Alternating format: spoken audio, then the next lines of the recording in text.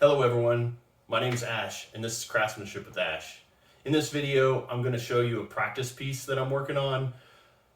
Back in September of 22, I took an entry-level engraving class. Ever since then, I've been practicing, reading, watching videos, listening to podcasts, so I can learn as much as I possibly can to get better at this craft. One of those podcasts I've been listening to is the Hand Engraving Podcast with Wade Oliver Wilson. I'll make sure to put the link in the description below. Everybody should go check out his podcast.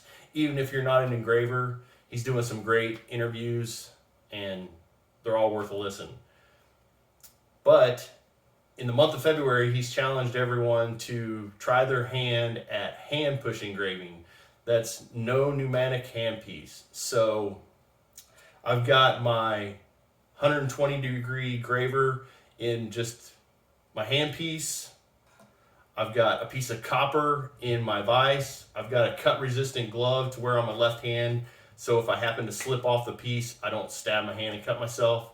So let's get switched over to the other camera and watch me do this practice piece of hand push engraving.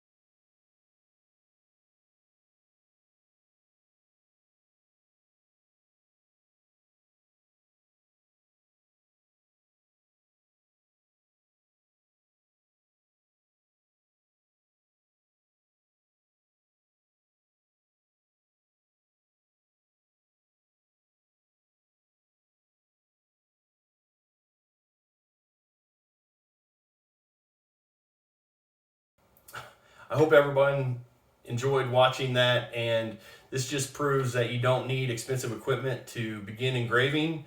Of course, I have a microscope to make it easier, but you don't need that. You just need a sharp engraver and a handpiece, a piece of copper, and start cutting. If you have any questions, comments, put them down and below. I'll read them and try to answer them. Until next time, check out my other videos. Thanks for watching.